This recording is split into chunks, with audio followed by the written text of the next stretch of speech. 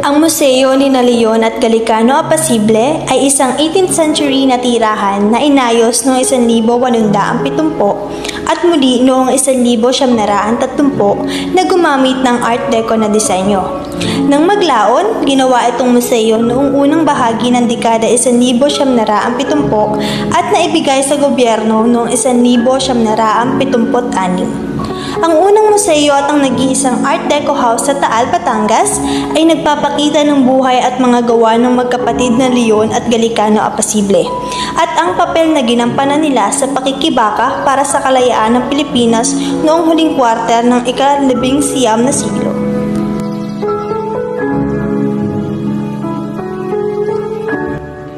Ang museo na ito ay matatagpuan sa Calle Marcela Marino Agoncillo, Taal.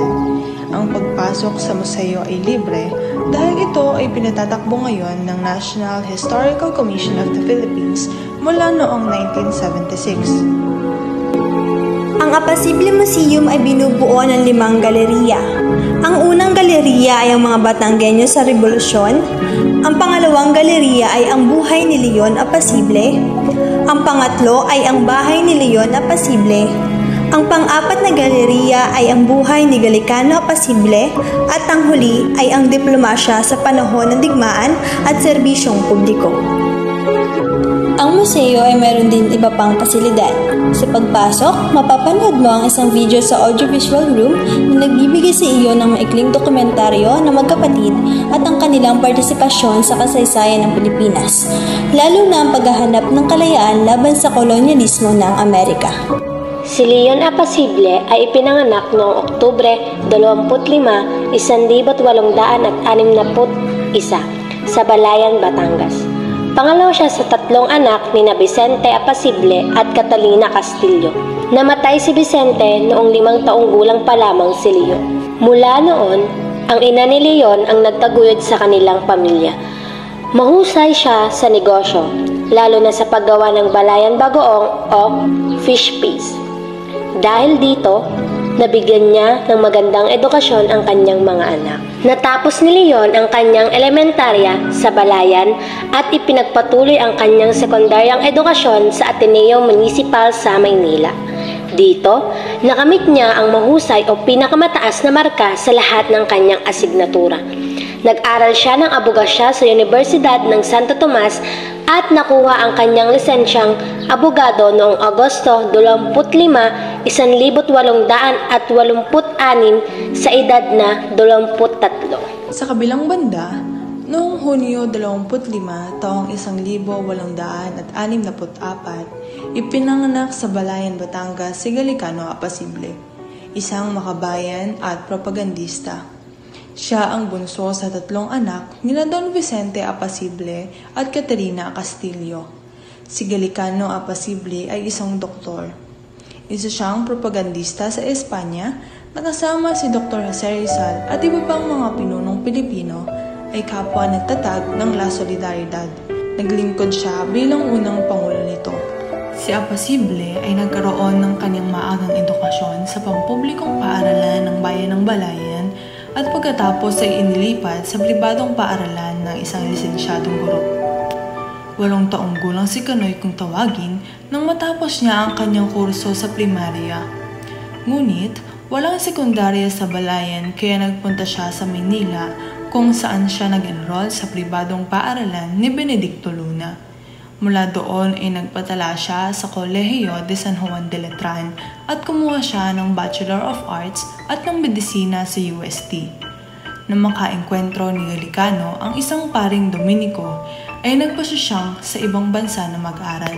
Tinapos niya ang Licentiate in Medicine and Surgery sa Universidad ng Barcelona at ang Doctorate in Medicine sa Universidad Central de Madrid.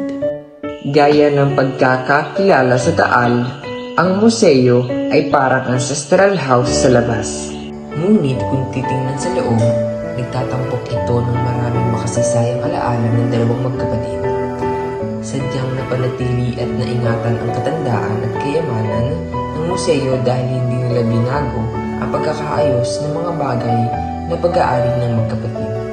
Ang partikular na kawili-wili sa bahay na ito ay ang Art Deco na disenyo na inukit sa mga sahig at nakalagay sa mga pinto. Ang bahay mismo ay mararamdamang nabuhay na noong unang panahon. Tiyak na ito ay luma na, kasama ang mga pagpapakita ng mga lumang larawan, anti-room, marbles na sahig, muebles at antigong pintura, painting, at naman ang mga bagay na natitira ay mga impresyon ng isang mahabang panahon na lumipas, na nagpapakita ng mayamang pamumuhay ng mga apasibles.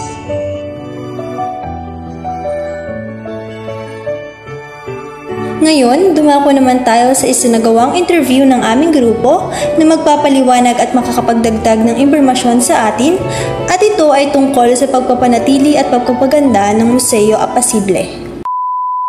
Hello po, I am John Paul A. Salazar po from Lemery Colleges, and kayo po. Ako si Christopher Siren Medina. Pwede po ba namin kayong ma-interview? Oo naman. Ano po yung mga offices na mayroon dito po? Dito sa Museo ni Leon at Gallicano Apasible, so we only have one office, which is the curator's office. And lahat na ay galleries na ng museum.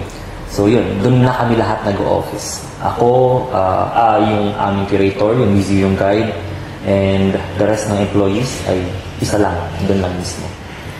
And paano niyo po na-maintain o napapanatili yung structures ng Apasible? Dito kasi, since ito ay government-owned property, no, ito ay hawak ng National Historical Commission of the Philippines.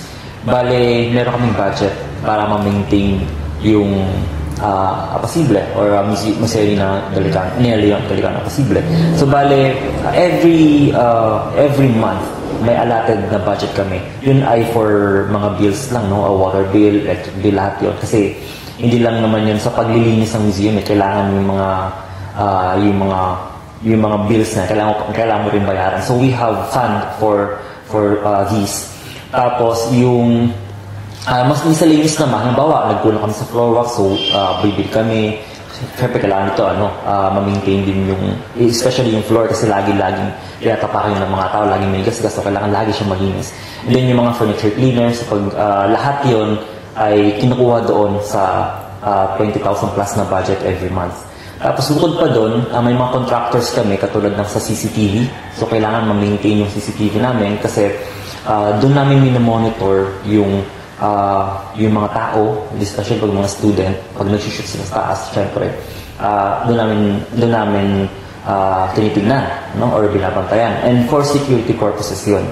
And yung air conditioning units, so meron din kaming mga contractor doon na may maintain or quarterly maintenance ng mga air conditioning units. Bukod pa doon, yung mga sa termites, yun yung pinakaunang kalaban ng mga museum katulad nito or mga lumang bahay, yung mga termites. So meron din kami contractor doon na every quarter ay nagpupunta dito para mag-treat, no? I-treat nila, ilagay nila ng mga sulignong para yung mga anay ay ma-maintain or hindi pumasok dito yung mga anay. And bukod pa doon, sa museum naman mismo, meron kami mga utility and even us, no, yung curator, yung museum guide or museum technician, lahat kami ay tulong-tulong sa paglilinis. Yung trabaho ng mga utility ay araw-araw na paglilinis ng mga pagpupunas ng mga gamit, ng floor, ng walls and ceiling, even yung mga chandeliers and ceiling fan doon nililinisan yun. Tapos yung trabaho naman ng curator and museum guide, additional sa work nila, ay yung pagpe-preserve ng mga gamit. So, halimbawa, may maduming gamit. May kasi yun may proper handling and proper preservation na ginagawa. So, kailangan naka-gloves ka and all.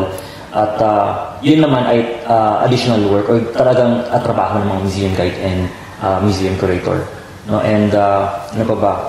Sa pag-maintain, yung office namin, merong procurement plan din na yearly may supply kami ng lahat ng materials na kailangan. Like yung syempre, yung mga equipment namin, di ba? Yung mga printer, laptop, so lahat yan ay provided by the office at yung mga cotton band, lahat ng materials na kailangan dun sa office namin para mas panatili no, or ma-preserve and dire-diretso yung pagpapatakbo sa museum. Lahat yon ay budgeted and tawag dito, minamanage ng curator at ng office namin sa Maynila.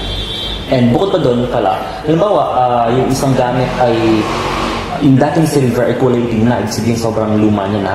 So, hindi na yung kaya ng curator tsaka yung museum kay dilinisin. Mayroon na yung proper process kung paano siya nililinis. Technical na yun masyado, may mga chemicals na kailangan. So, yun ay dinadala dun sa office namin para i-restore. No? Katulad ng aming Santa dyan sa taas and other collections, nasa NHCP siya, under restoration pa rin hanggang ngayon. So, ganun.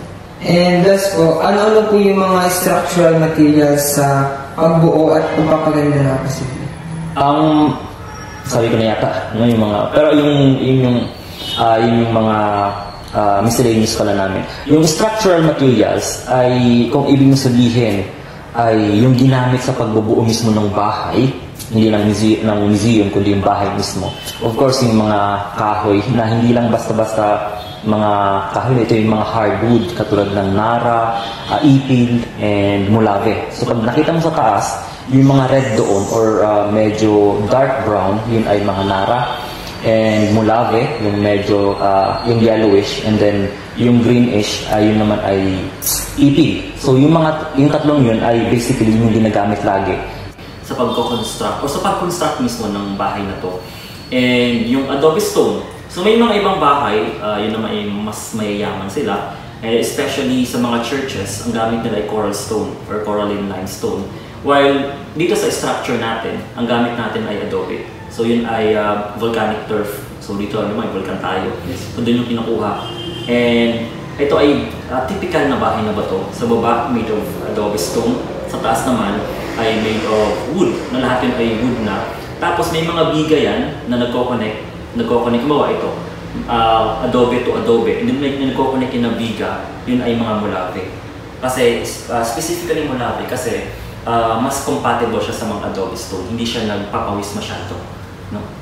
And bukod pa doon, yung mga kapis windows, although nung 1930s, yung aming mga kapis windows dito ay pinalitan, ginawa na siyang glass windows para ma-adapt, no, or para compatible siya dun sa design ng bahay, which is Art Deco. No? That was in 1930s. No? From a typical bahay na bato, yung design niya, no, ginawa na siyang Art Deco. Pero yung material, yun pa rin yun.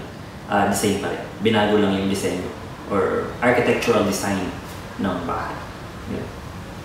Okay. Thank you po. You're welcome.